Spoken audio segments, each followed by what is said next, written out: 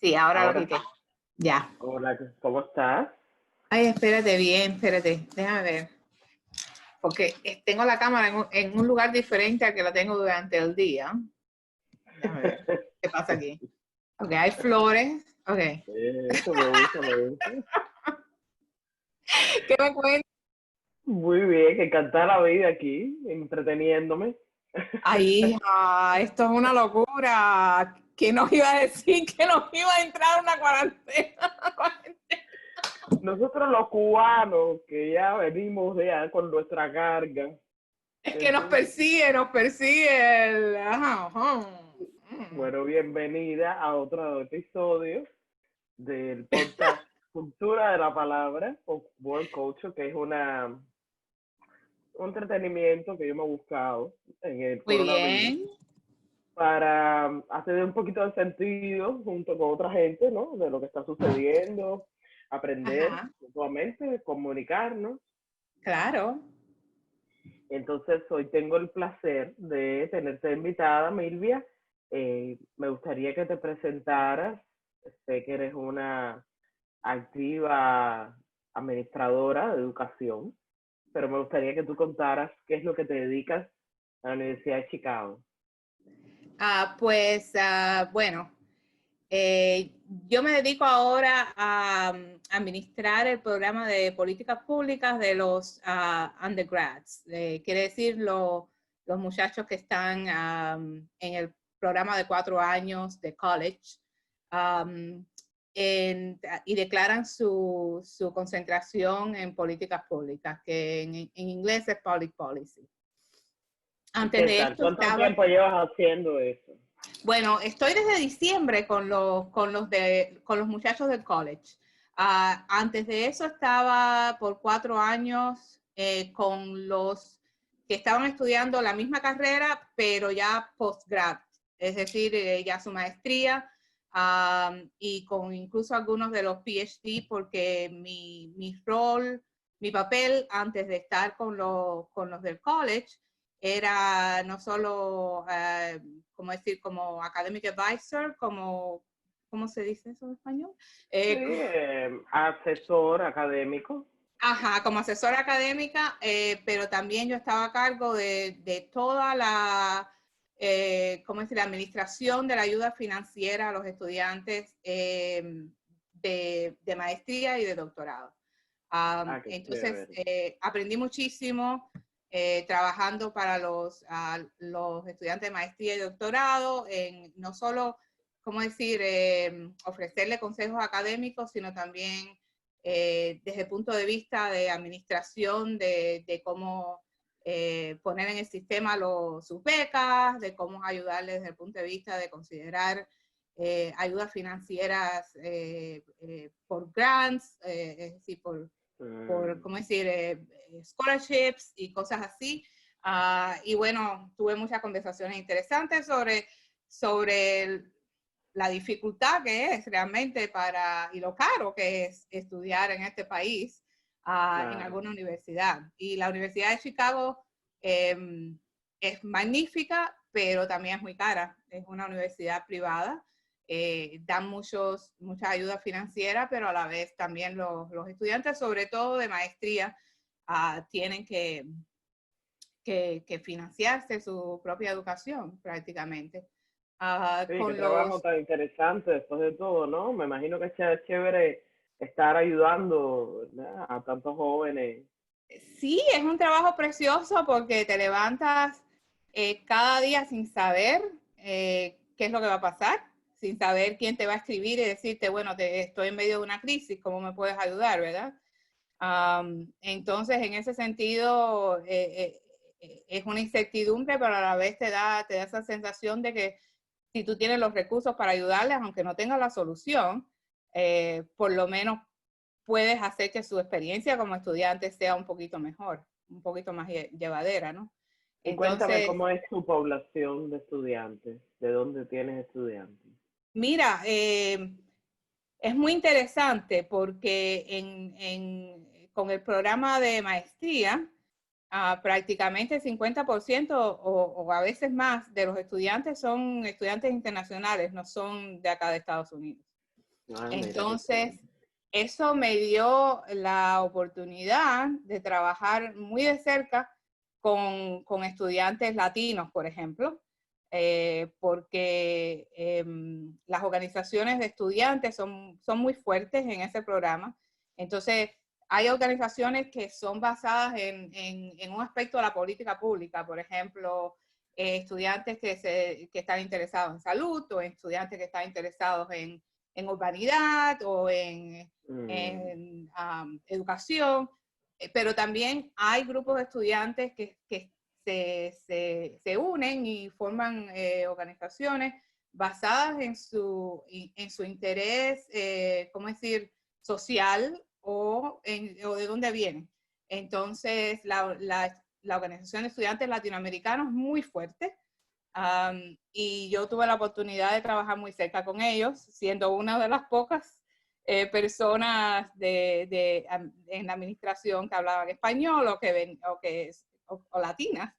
Entonces, por 4 años realmente trabajé muy cerca con ellos y les apoyé en sus actividades, en sus iniciativas, personalmente.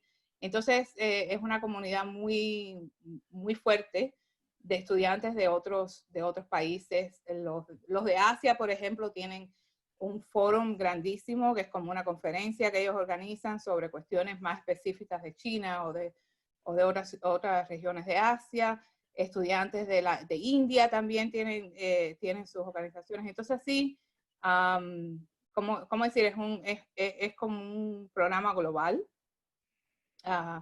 y es muy lindo en ese sentido. Entonces, con los muchachos del college, con los que estoy ahora, es un poquito menos internacional, pero hay muchos muchachos que son primera generación aquí en Estados Unidos, que sus padres son inmigrantes. Entonces, ellos también tienen sus peculiaridades y sus, ¿cómo decir?, dificultades de cómo afrontar una carrera universitaria aquí en Estados Unidos sin el apoyo de ese conocimiento y ese potencial, ¿cómo decir?, que tienen los muchachos domésticos que tienen padres que estudiaron acá. Por Porque supuesto, que conocen el sistema. definitivamente es muy difícil, es muy, muy diferente que otros países. Entonces, ellos tienen sus propios obstáculos, ¿no?, que enfrentar. Muy bien, me gusta que hablemos sobre tu carrera personal, profesional antes de llegar acá. Imagino que te haya ayudado, ¿no? Al papel que estás desempeñando ahora. Cuenta un poquito cuál es tu relación con la música, qué fue para ti la Unión Soviética, Europa del Este, en tu vida. Cuéntame de eso. Mira, yo le digo a mis estudiantes que a pesar de que ellos no son músicos o a pesar de que nada de esto tiene que ver con la música, de la manera en que yo hago mi trabajo está completamente ligado ¿cómo decir?, a mi personalidad y espiritualidad como músico. ¿Cómo decir? Yo también fui estudiante internacional en Rusia. Entonces, cuando hablo con un estudiante que no es de acá, me identifico completamente con cómo se sienten y con su experiencia. Entonces, también fui estudiante aquí en Estados Unidos sin tener padres que me dijeran que esto funciona así, que esto funciona de otra manera. Cometí muchos errores que no dejo que mis estudiantes cometan. Qué bueno. Sí, definitivamente. Porque como músico, por ejemplo, algo que fue difícil fue realmente decidir qué quiero hacer aquí como carrera, ¿no? Porque cuando creces en Cuba, en la escuela de música, es como que todo está claro, ¿no? Tu próximo paso está definido, tú sabes exactamente qué vas a hacer. Si vas a una escuela elemental de música, después vas a la escuela media de música, a la vez Sí, que como estás tu destino está ya casi está marcado todo desde que eres pequeño. Y yo, por ejemplo, yo tenía un conflicto enorme cuando estaba en noveno grado, que tenía que decidir si voy a la ENA o si voy a Amadeo o si voy a un pre normal. Entonces, ya a la vez que yo incluso me acuerdo que le dije a mi madre, bueno, si no soy en el escalafón, como se dice, la primera o la segunda o la tercera, me voy a estudiar matemática porque me encantaba la matemática. Y resulta que fui la segunda o algo así y me fui para la ENA.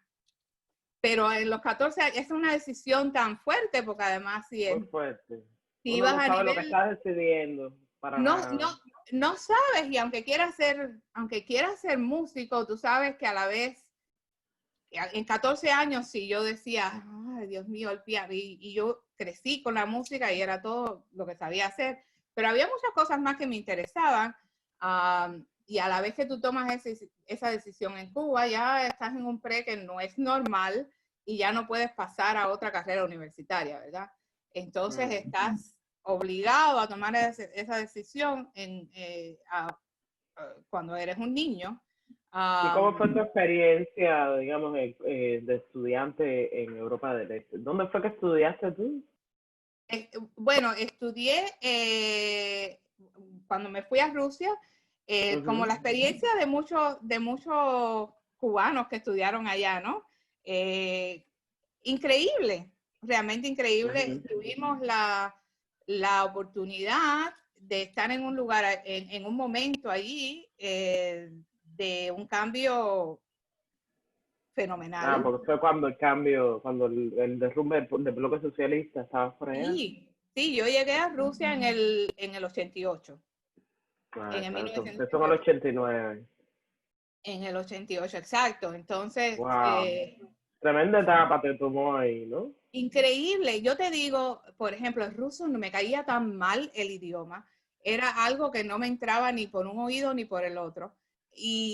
Pero a la vez, tú encendías la televisión y bueno, compara con los dos canales de televisión en Cuba, por ejemplo. Encendía la televisión y habían unos debates interesantísimos de las cosas que ellos iban redescubriendo de su propio pasado, de su propio presente, de su propia cultura, no sé, de artistas que estuvieron prohibidos por muchos años y que nadie sabía de su obra, fuera musical o literatura, la manera de ver su propia realidad de, no sé, 70 años atrás de una manera diferente. Yo, por ejemplo, yo estoy esperando que ese momento suceda en Cuba cuando empecemos a ver todas las cosas que no vimos cuando estuvimos creciendo, que contribuyen a nuestra cultura y a nuestro ser, ¿no? Pero sí, eso fue una revelación increíble. Y bueno, el nivel musical de la escuela, yo nunca había estudiado en mi vida como estudié en Rusia. Yo era bastante El vaga. rigor dicen que era muy fuerte, demasiado, ¿no? Muy fuerte, pero tú, por ejemplo, es que, ¿cómo decir? Tú pasabas, me iba al albergue del conservatorio, ¿no? Y trataba de reservar lugares para estudiar. Y estaban los muchachos 7, 8 horas estudiando en la misma aula, ¿no? Y tú hacías la cola y tú esperabas y tú mirabas si iban terminando y seguían tocando y seguían tocando. Qué locura. Y tú te decías, ¿pero cómo? Pero después tú te sentabas ahí y también llegabas a las 3, 4, 5, 6, 7 horas y tú decías, wow. Entonces era competitivo en ese sentido, pero ayudarte a redescubrirte a ti misma y tu potencial, ¿no? Yo Nada, tenía un respeto tremendo cuando estudiaba piano a eso, porque eran horas y horas y horas diarias para poder tocar cualquier repertorio y era una cosa tremenda, ¿verdad? Sí, Hay que tener una disciplina cosa absoluta. increíble, increíble. Yo fui a Rusia con muy buena base. Mi maestra Ileana Bautista era espectacular. Pero me acuerdo mi Háblame un primera... poquito de Ileana Bautista. Ileana Bautista es una profesora de piano que es tan querida, ¿verdad? Y Ay, hay ¿qué te puedo tantas decir? personas que le agradecen a ella, yo me doy cuenta. ¿Qué te puedo Tantos decir? Tú, por músicos ejemplo, cubanos. practicas yoga y todo tipo de meditación y cosas así, ¿verdad? ¿Cómo decir? Imagínate tú eso, no sé, hace 30 años, Wow.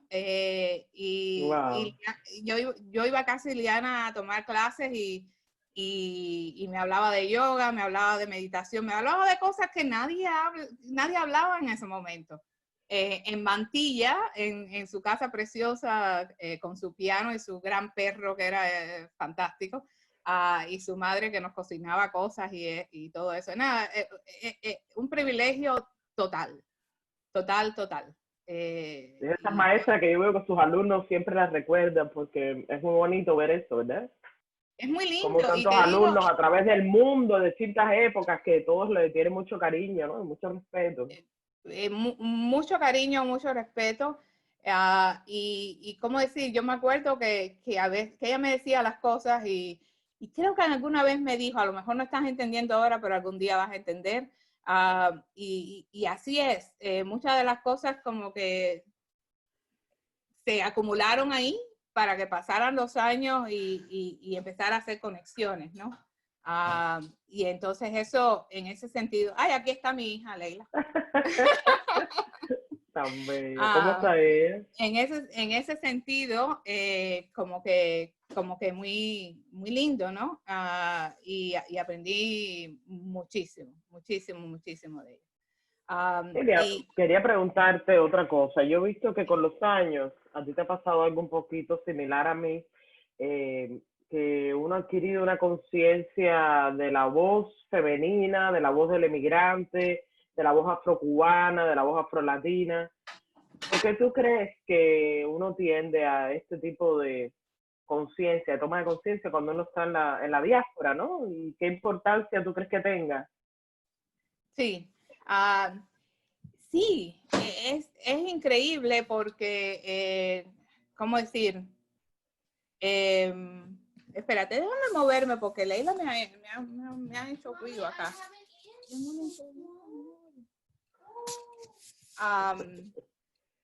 Ella no entendió. Ok, pues sabes que yo tengo, como que yo llegué acá a Estados Unidos hace 20, ¿cuántos años? 23 años. Ajá, 23 años. Viví en Nebraska como 9 años, si no más. Nebraska es un lugar completamente, yo diría americano, muy poca inmigración. Ya. Y ahí fue donde hice mi doctorado puede ser que 3 o 4 estudiantes internacionales en mi grupo y no expuesta realmente a un Estados Unidos de inmigrantes o de, ¿cómo decir?, de una diversidad, al menos donde yo me estaba moviendo, ¿no?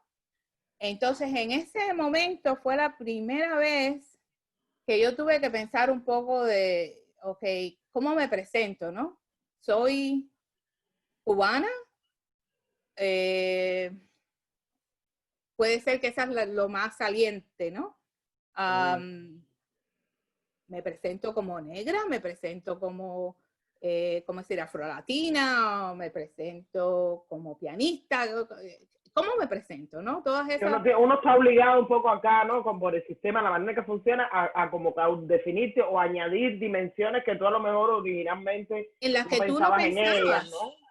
Pero aquí Sí, tienes este proceso de que tú te das cuenta de que tú eres o la gente te considera tal cosa, ¿no?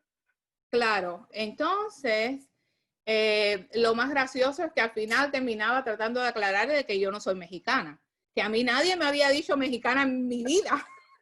Son los prejuicios que uno tiene adentro también, que uno mismo se pone, ¿no? Cuando llega a los lugares.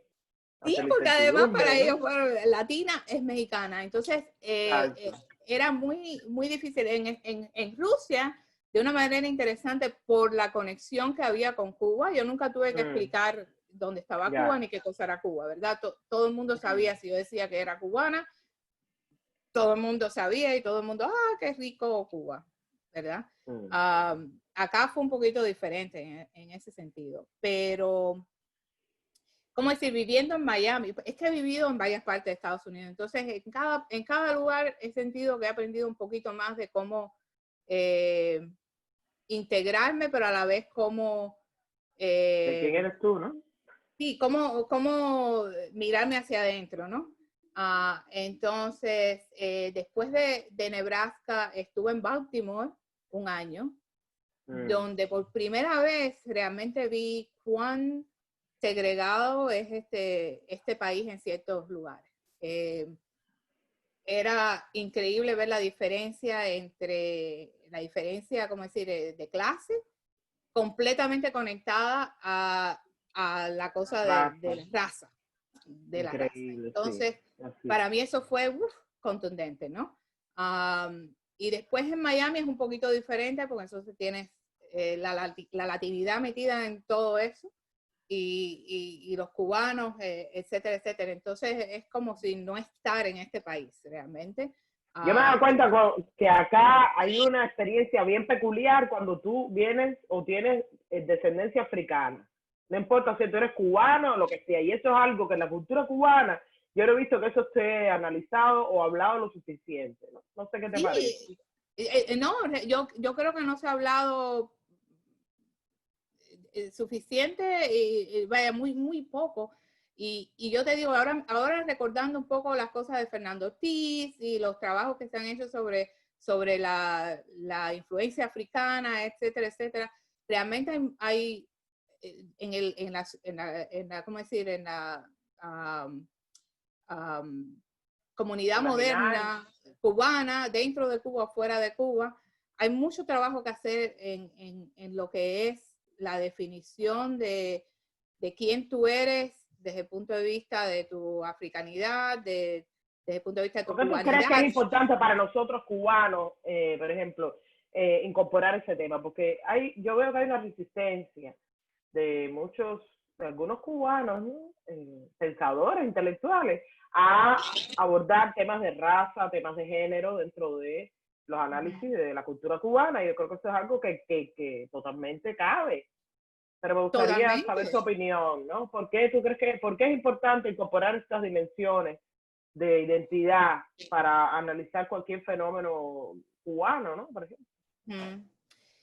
Es como, ¿cómo decir? Aquí le dicen colorblind a muchas cosas y en cierta manera el colorblind lleva a un análisis superficial de ciertas actitudes o de ciertas realidades o movimientos o lo que sea. Entonces, no es que uno tenga que hablar de raza de porque sí, sino para ir descubriendo todos esos distintos niveles, ¿no? Yo digo que retos, ¿no? Son retos a los que uno está abocado, que uno ni cuenta se da. Uno no se da cuenta. Que la gente ve o te considera con el componente racial, que es algo que tú dices, a mí me encanta, por un lado, porque esa africanidad que yo estoy redescubriendo en mí, me gusta porque me hace sentir orgullosa de esa vertiente cultural, pero nunca yo le había dado realmente el valor, ¿no? Sí. Que tiene en mi formación, en quien yo soy, en cómo proyecto, en lo que inclusive creo que uno debe abocarse. Por ejemplo, a mí me parece muy interesante el tema de la voz femenina dentro de las mujeres. Y las quiero afrodescendientes, por ejemplo, las mujeres afrodescendientes supuestamente no tienen voz. Y eso es algo que es inaudito. Eso es algo que hay que cambiar. Yo por lo menos trato en todo lo que pueda de promover, porque es importante que las mujeres tengan voces, pero dentro de las mujeres, las afrodescendientes han tenido históricamente muchísima menos voz. Sea mujer afrodescendiente, hablamos en la historia de Cuba, en la música. Cuando la música cubana es tan negra, un ejemplo, el arte cubano es tan negro, tiene esa presencia, esa vertiente africana, no reconocemos, tú sabes, la contribución específica de lo africano dentro de nuestra identidad, y no tenemos que ser negros para eso. Hay gente, es que la cultura cubana es, yo creo, tan africana, ¿verdad? Sí, es otro fenómeno interesante porque acá, y yo, de una manera que no es para nada científica, ¿no? Ni nada, pero la observación que yo hago siempre es que en cierta manera ¿cómo decir? El deseo de mezclarse o la facilidad para mezclarse que tuvieron los colonizadores españoles, contribuyó a lo que somos ahora, que en cierta manera en Estados Unidos no tienen ese privilegio. Sí, vamos a decirle privilegio porque realmente es casi absurdo, ¿no? Pero los anglosajones no se conectaron no se mezclaron con los africanos de la misma manera, ¿no? Entonces aquí hay culturas que son muy separadas y tú oyes, como decir, la música o la cultura blanca y no tiene nada que ver con la cultura negra. En Cuba eso es algo que no existe. Que no existe. Yo me acuerdo que era muy simpático cuando yo estaba en la ENA, yo era amiga de un grupito, no, fue en la ENA o más bien, no, en Caturla todavía, cuando estaba en 7º, 8º, 9º grado. Era un grupito de lo que les decían los pepillos, ¿verdad? Que eran los blanquitos, con los pantalones apretaditos, que oían rock, ¿verdad? Y yo decía, no sé si yo pertenezco a este grupo o no pertenezco a este grupo. Me sentía como decir en un limbo, ¿verdad? Después también, como en la escuela de arte, no se sentía tanto la división racial realmente. No. Pero, por ejemplo, mi hermano iba a una escuela de deporte y en su grupo había un solo blanquito. La mayoría eran muchachos de color. Y era completamente otra cosa, ¿verdad? Y realmente en mi familia, no sé si en la tuya, que también es bastante mixta, si tú has visto diferencias, ¿no? Pero hubo hay diferencias culturales, hay cosas hay determinadas prácticas yo creo que no se asumen como racistas, pero de alguna manera lo son. Cuando nos tratamos entre cubanos. El chiste racial es algo muy natural. Y ahí me parece que es una evidencia de que no hemos superado el problema, ¿verdad? Y no es que haya que ser todo el tiempo políticamente correcto, pero hay evidencias de cómo es que uno practica esas cosas, ¿verdad? Porque son, yo creo que unos tipos de prejuicios que las culturas cargan, ¿no? Traen consigo. Sí. Ahora dime, en esta época del coronavirus, ¿qué retos tú has sentido, digamos, más allá de lo que todos estamos sintiendo, pero cómo tú lo ves de cara al futuro, sobre todo para la educación, para el sector donde estás tú, ¿no? Sí, ha sido un tremendo reto. Ayer mismo, como estuve en un town hall que tuvo el presidente de la universidad con la organización estudiantil, ¿no? En la Universidad de Chicago. Y hay mucha incertidumbre. Yo pienso que en cierta manera va a haber un cambio en la manera en que se define la educación. ¿La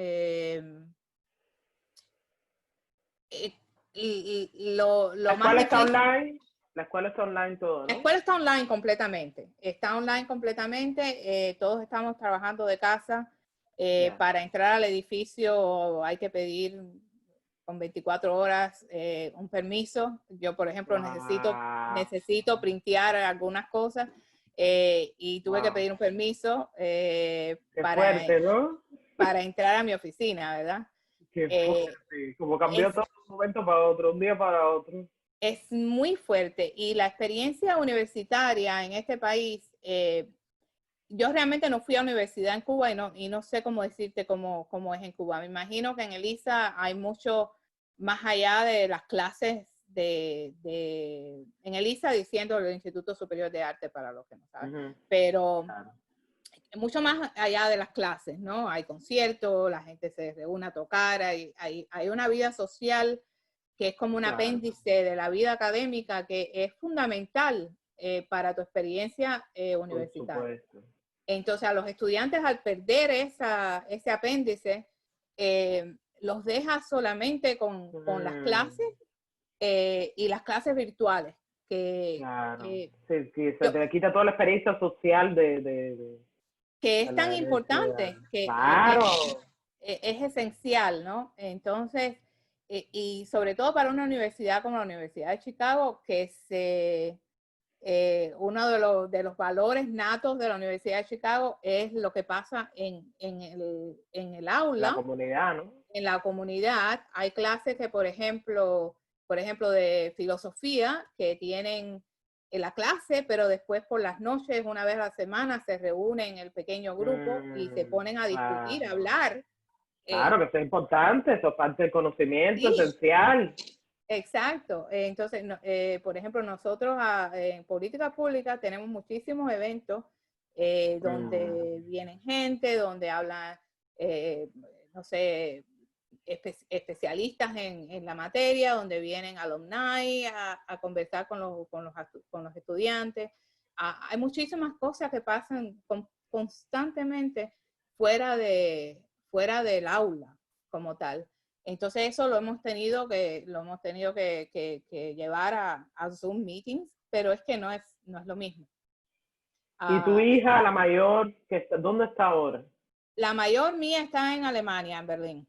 ¿Qué dice ella de su experiencia? Ella está estudiando también virtualmente y estudia fotografía, imagínate, sin un estudio, sin su dark room. Fuerte, claro, ¿verdad? Es bien difícil para las artes, para, por ejemplo, los muchachos que estudian piano o si hay un problema de sonido.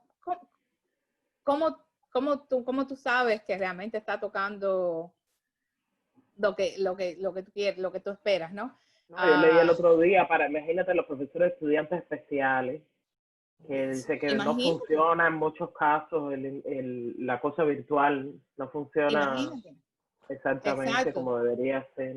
Y los estudiantes que no tienen las capacidades, aquí en Chicago, en realidad les han repartido Chromebooks y cosas así a los estudiantes que no tienen computadoras. Y bueno, en ese sentido, pero de todas maneras, nadie le está pagando a nadie por una conexión de internet. O sencillamente yo, por ejemplo, trabajo el día entero. Nadie me está, ¿cómo decir?, diciendo, bueno, puedes coger, no sé, 3 horas y darle clase a tu hija o revisar con tu hija las tareas de la escuela, etcétera, etcétera. Entonces, hay un poquito ¿cómo decir? Es más difícil definir, de incertidumbre, es más difícil definir en tu día cuáles son tus prioridades, ¿no? Y Claro. realmente dedicarte a esas prioridades. Y además esto se ha extendido bastante, no se sabe el final, hay mucha información que es incorrecta, hay mucha información. Eso es que lo que yo veo, uno de los retos que yo veo es dónde obtener información en esta etapa, porque hay mucha cantidad de información falsa que está circulando, Sí, que crea rumores y... mucha desinformación. Algo que por ejemplo, yo me alegro de estar en Chicago durante tiempos como este, es porque hay como una cultura cívica aquí en Chicago que yo, por ejemplo, no he visto en otros lugares, incluyendo Miami, donde la gente se hace responsable de cómo funciona su comunidad, ¿no? Entonces, pertenencia a la comunidad, eso es una cosa importantísima. Que nos hace importantísima. falta tanto acá en Miami, tanto. Y no la comunidad como ciudad total, porque la ciudad es enorme. Claro. pero la comunidad basada en tu, aquí le dicen ward, ¿no? En tu neighborhood, en tu barrio. Vamos a decirles, es un CDR sin toda la bobería alrededor de eso. Y las obligaciones. Sin toda la cosa política. Las obligaciones y los chantajes. Ajá, sí. ¿Cómo decir? Tienes ese centro de la comunidad al que tú puedes ir, tú puedes llamar, tú puedes... Yo, por ejemplo, lo tengo a una cuadra acá, ¿no? Ah, qué bueno. Cuéntame. Entonces, sí, entonces tú puedes conectarte con ellos, tú puedes decir, mira, está pasando esto, no de delatar a otros vecinos ni nada de eso. No, necesitamos máscara o necesitamos que cambie el horario de esta tienda o qué no sé, bueno. un tipo de alguna claro. algo. Entonces, por ejemplo, aquí ya ha habido como, no sé, unos cuantos días que han repartido máscaras gratis, ¿no? Al lado de la iglesia que está al lado. Tienen como un newsletter, entonces hay buena información, hay buena conexión con eso hace una diferencia, me imagino, ¿verdad? Sí, y están organizados así. Entonces estos dirigentes de la comunidad, aldermen se llaman, ellos responden al alcalde de la ciudad.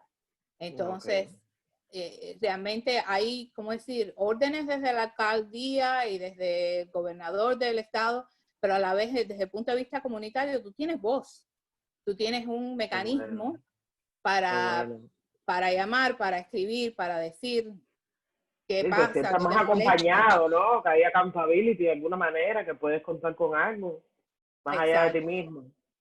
Eso es muy importante. Entonces hay mecanismos para poder por lo menos participar en el proceso y eso te hace... Y esas experiencias que estamos hablando, ¿cómo tú crees que, digamos, desde el punto de vista personal, qué podamos nosotros hacer como ciudadanos, ¿no?, del mundo, de este país, de Cuba, lo que sea, para hacer, digamos, del mundo este que viene post coronavirus, ¿no?, algo mejor? Porque la conversación está dada porque realmente antes del coronavirus hay varias cosas que no estaban funcionando a nivel colectivo, ¿no? Estamos en esta época en que estamos pensando que vivíamos demasiado rápido, que el cambio climático es una realidad y estamos desconociéndola. Entonces pareciera que la naturaleza como que ha hecho un stop y ha dicho, un momento, vamos a reflexionar qué está pasando, nos vamos a parar, ¿cómo tú lo ves de cara al futuro? ¿Qué podemos hacer como, digamos, ciudadanos para contribuir a un mundo mejor después de esto? Aprender las lecciones. Hay una, y como cubanos, tenemos que preguntarnos, ¿no? Muchas veces si nuestra apatía al cambio viene por una conexión falsa que hacemos con el cambio que ocurrió en Cuba, por ejemplo, ¿no? Años y años atrás. Veo que hay muchos cubanos que apoyan cosas que para mí no tiene sentido, que son que nos llevan atrás. Y yo pienso que conciencia civil no tiene nada que ver con ser comunista o ser socialista o ser liberal o ser democrático, no tiene nada que ver con eso. La conciencia civil es para mejorar la sociedad en que tú vives. Y eso no es política. Eso es tu derecho como ciudadano. Exacto, lo es, pero una buena política. No hay nada malo en ser un buen ciudadano políticamente y estar involucrado. Sí, es el uso de tu libertad.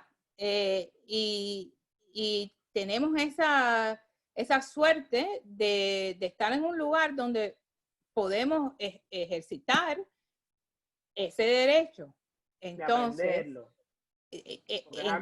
yo pienso, es algo que no sabemos. Sí, es algo que no sabemos, pero es algo que realmente este es un momento, yo pienso, Estamos aprendiendo. Que estamos aprendiendo, que tenemos que estar abiertos a aprender, que tenemos que estar abiertos a conversar. Y para decirte verdad, yo todo lo que aprendo aquí, sea desde el punto de vista profesional o social, personal, cultural, siempre pienso que como ser colectivista que soy, crecí así. Donde quiera que tú vayas. Y pienso de manera colectiva, lo que yo aprenda beneficia a mi gente, ¿verdad? Beneficia a mi familia, beneficia a mis amigos, beneficia a los amigos de mis amigos, beneficia a la sociedad. Entonces, si tú aprendes a ser una persona activa de manera cívica, tú estás acumulando experiencias que al fin y al cabo todos queremos, por ejemplo, que Cuba mejore, todos queremos que Cuba cambie. Cualquier cosa que hagamos acá nos va a enseñar un poquito más de cómo efectuar ese cambio. Cómo contribuir.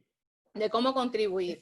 Entonces, yo he aprendido mucho de mis estudiantes, porque además, como estudian políticas públicas, son muy activos en la comunidad. Entonces, aprendo realmente mucho de ellos. A veces es un poquito lo que tienes que hacer, no es que tengas que ahora crear un movimiento o salir a las calles. No. El problema de conciencia personal, todo empieza por uno. Exacto. Entonces, todo empieza por uno. Si hay una organización que hace llamadas a las personas que necesitan ayuda, métete en eso, haz algunas llamadas. Yo, por ejemplo, pero tú tienes que escoger lo que te nace del alma, ¿verdad? Hay muchas cosas que se pueden hacer. Exacto. A mí me encanta apoyar a los estudiantes. Entonces, nada, hay una organización que está, ¿cómo decir? Cuéntame de eso. Eso me encantó y no me he decidido todavía, pero cuéntame de eso. Sí, lo de Adopting Senior. Por favor, explica eso me parece genial. Entonces, pues una de las cosas más difíciles que enfrentan los estudiantes que son de primera generación, que no tienen padres, que no tienen ese capital, es, ¿cómo decir? Tener un mentor, ¿verdad? Es poder abrirse a alguien y decir, este es mi problema, pedir lo que necesitan. Entonces, este grupo de Facebook que alguien organizó está buscando gente que hayan pasado por experiencias como primera generación o estudiantes de low income o algo así, para prácticamente adoptar a un estudiante que se está graduando. Los estudiantes que se gradúan este año están pasando por un momento súper difícil, porque imagínate, tú eres el primero de tu familia que se gradúa de una universidad. El momento de la graduación es algo indescriptible. Es cuando tú dices, bueno, llegué a algún lugar, sigo caminando. El sacrificio que han hecho las familias para que esos muchachos terminen high school o terminen college es increíble. Entonces, ellos no van a tener eso este año. Pero entonces esta organización está tratando de que a través de ese mentorship, que ellos sientan que tienen gente que están apoyándole, que están luchando por ellos. Yo conecté con una muchacha de primera generación, tenemos un Zoom meeting el viernes. Qué chévere. Y nada, tratar de apoyarle, de decirle, el camino es largo, poquito a poco, esto es tan importante tener los mentores adecuados, la verdad. Yo sé que estoy hablando de algo ideal, pero en cualquier nueva experiencia que uno tenga, sobre todo educacional, cultural, es tan importante tener mentores, ¿no? Es algo que la gente no toma mucho en cuenta. Muy importante. Y una cosa hace toda la diferencia. Y una cosa que yo he descubierto, cualquier cubano que está acá en este país tiene toda la experiencia personal. Por supuesto. Para ayudar a alguien. Por supuesto. Porque hemos pasado. Se siente bien, me imagino, ¿no? Se siente bien ayudar que me imagino que se sienta bien ayudar a otra gente. Absolutamente, pero a veces tú no sabes si tú puedes ayudar a otros, ¿verdad? Tú no, a no ser que alguien te diga, tú puedes ayudar o que sea una cosa muy concreta, ¿no? A veces pensamos, Pero no, cuando si estás yo en no, educación, tú te das cuenta que sí, que puedes, que sí, porque todo el tiempo tú necesitas orientación, recomendación, ¿no? sí, pero fuera del sistema, ¿cómo decir?, de educación, Por supuesto. a veces tienes muy poca oportunidad para que alguien te diga, oye, Muy tu difícil. experiencia puede ayudar a otra Muy persona, ¿verdad? difícil. No, inclusive a Eh, veces yo, por ejemplo, yo no sé tú, a veces yo pido a algunas personas, ay, vamos a hacer brainstorming porque me hace falta tal cosa. Y no sé, es como que es difícil para las personas a veces desdoblarse, ¿no? Y transmitir ajá, su experiencia. No todo el mundo está preparado para eso o no tiene la conciencia de la importancia que puede tener una ayuda de este tipo. A veces uno necesita tanto el dinero como una sí, orientación, una ayuda, ¿no? Sobre todo sí, siendo inmigrante, a sí, cualquier edad, a cualquier etapa.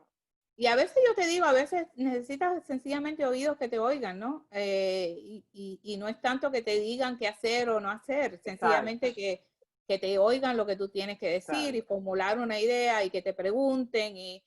y ir, como decir, moviendo las cosas en tu cabeza para formular algo al final. Pero yo pienso que todos nosotros tenemos la, ¿cómo decir?, la capacidad de ayudar a otros y con eso ayudarnos a nosotros mismos, porque yo ayudando a estudiantes he aprendido más de ellos de lo que yo creo que ellos Seguro. han aprendido de mí. Uh, Es como ser mamá, ¿no? Que uno aprende más de los hijos que los hijos de uno, yo creo. Exacto, exacto. Yo tenía, cuando estaba trabajando para los de maestría, tenía un nickname, ¿no? Como un apodo, y me decían la mamá de Harris, porque realmente así es como yo afronto, ¿no? Ese apoyo. Primero, ¿cómo decir? Decir, estoy aquí para ti. A lo mejor no sé cómo ayudarte, no te puedo conseguir un Exacto, trabajo, no te puedo mejorar la nota de tu clase, no. Esas claro, cosas concretas yo no las puedo hacer, pero estoy aquí. Y a veces estar ahí es lo más importante. por supuesto. Entonces, yo pienso que con lo del coronavirus y la Ujú, comunidad como tal, si vamos a hablar de la comunidad cubana, ujú. eh, veo mucha polarización de que Mucha si división tenemos que estar en innecesaria. casa o si esto es un abuso a la libertad o que si esto, o que si los liberales y que son los comunistas y que los no sé qué. Y estamos perdiendo el tiempo con eso. Totalmente. Y, la, Muchas y, gracias, y la Silvia. energía. Muchas gracias, de verdad me agrada mucho que yo sé que siempre estás ahí para conversar de todas estas Ahí cosas. estoy. Y te admiro muchísimo por el trabajo que estás haciendo y todo mi respeto, por Y a favor, ti, y a ti. me encanta eso de que puedas ayudar a otra gente e inspirarla, yo creo que eso es fundamental. Oh, gracias, amor. Yo realmente nada, lo hago casi porque es así, porque no Te hay otra sale manera. natural, estoy segura que te sale natural. Porque no hay Bueno, otra oye, manera. un abrazo y muchas cosas buenas dentro de Un todo lo abrazo que para hay. ti, mi amor, y besos a tu niño precioso. Gracias, mi vida. Y Cuídate, gracias, ¿ok? chao. Oh, Gracias un por todo. placer. Gracias Un a ti. beso. Chao, chao. Chao, chao.